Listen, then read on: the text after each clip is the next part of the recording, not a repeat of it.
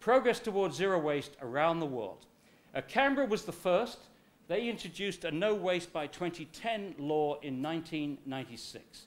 California, as a result of a state law which required every community in California to get 50% diversion by 2000, hundreds of communities did this and said, why stop at 50? Why not 60? Why not 70? Why not zero waste? I've mentioned San Francisco.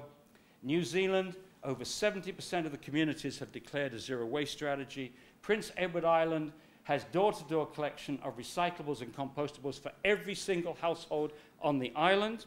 In Nova Scotia, 50% diversion in 5 years. Halifax, 60%. 1,000 jobs created in the collecting and treating of these materials in recycling plants, composting plants, reuse, repair, environmental depots, drop-off for sites for containers and so on. Another 2,000 jobs created in the industries handling the collected materials. And nearly all the separated materials are being used in Nova Scotia's own industry. Talk about sustainability. And with Britain, with its, well, once upon a time, massive industrial base, you should be able to do the same. Maybe I'm being a little bit too optimistic there. But anyway, in Italy, over 2,000 communities in Italy are achieving over 50% collection, diversion with porta a porta, door-to-door collection. They never had this traditionally. Then one day in the late 1990s, the farmers in the Milan area went to the Agricultural Institute and said, we need more organic material for our soils. They're running out. And they said, you can get it from the domestic waste stream, but you can only use it if you get it clean. And you're only going to be able to get it clean if we introduce door-to-door, porta-a-porta collection systems. So that's what's been happening in Italy. Over 200 communities are getting over 70% diversion. And very quickly, I told you about Novara, 70% in 18 months. Salerno, near Naples, Italy, as you know, has the worst waste management practices in the world. If you visit Naples, I've done so many times. I cannot persuade them to separate. We cannot persuade the mafia to get involved in separation. But Salerno, which is a stone's throw from Naples, went from 18% to 72% in 1 year. So people like to say, oh, it's a cultural problem. It's a cultural problem. And I say, it's not a cultural problem. I said, look, I can take you to 2 towns in Italy, 3 kilometers apart. One's getting 10% diversion. The other one's getting 70% diversion. I said, the Italian culture doesn't change in 3 kilometers. What changes in 3 kilometers? Political leadership. It's not the people. It's the leadership at the municipal level and sometimes the national level. In the Treviso region near Venice, 22 communities in a consortium are getting on average 76. 4 are over 80%. I've mentioned Villafranca d'Asti, I've mentioned Ursabile, and the one that's really intriguing me is Flanders. The Flemish part of Belgium is getting 75% diversion. This is half a country, and they're doing nearly everything I've talked about and more. I heard a few days ago they're actually giving people chickens. The government is giving citizens chickens so that they can eat the organic scraps. Amazing. Now, you might add, well, what's happened to the other 25%? Well, the other 25% is going to incineration. And you could easily draw the wrong lesson from that. So, yes, we get 75% diversion, that'll keep Dr. Connett quiet, and then we get the 25% incineration, that will keep all the multinational corporation waste companies happy. No. If they knew then what they know now, they wouldn't have built these incinerators at a huge cost. These incinerators were all running before these programs came in. So the take-home message is you can get 75% without incineration. It doesn't make sense to build an incinerator at enormous expense for the other 25%, especially when we're not stopping at 75. 2 models. So here we've come down to 2 models. The thing that you're considering in a few weeks, apparently, is to see whether you want to build a £1.5 billion investment of an incinerator.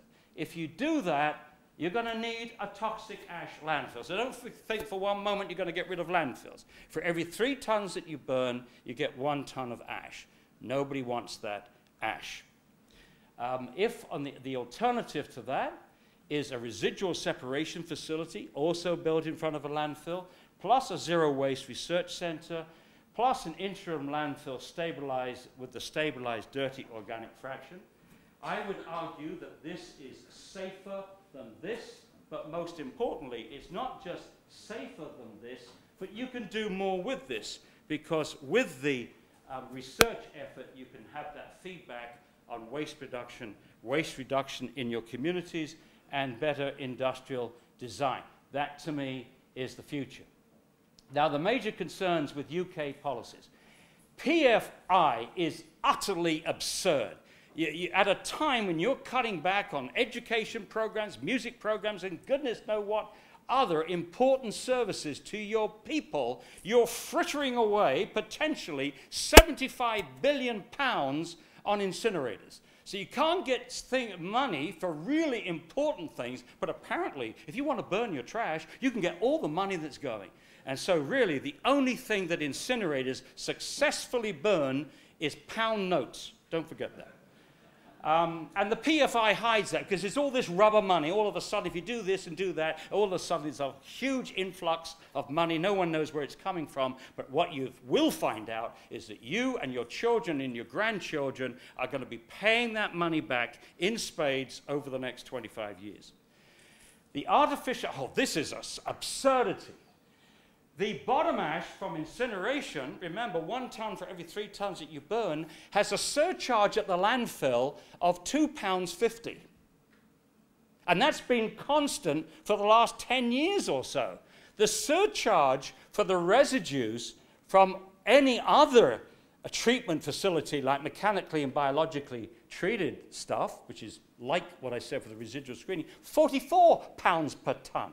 So what waste company is going to recommend a mechanically and biological treatment for the residuals, plus everything else I said, if they're going to be lumbered with paying £44 a ton for what's left over, when the incinerator industry is only paying £2.5 per ton. So you've got to even it out. Either the incinerator industry should be paying £44 a ton, £44 a ton, just like other residues, or the other techniques of treating the residuals should also be getting this 2.5 pounds.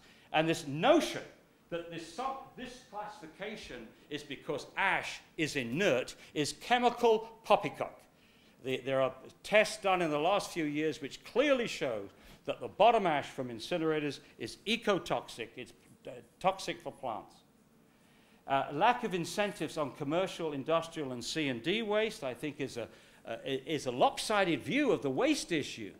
And what makes that particularly painful, in my view, is that often this commercial waste is much more homogeneous than domestic waste. Domestic waste is everything, whereas industrial waste, commercial waste, if it's from offices, it's largely paper. If it's from supermarkets, it's largely cardboard.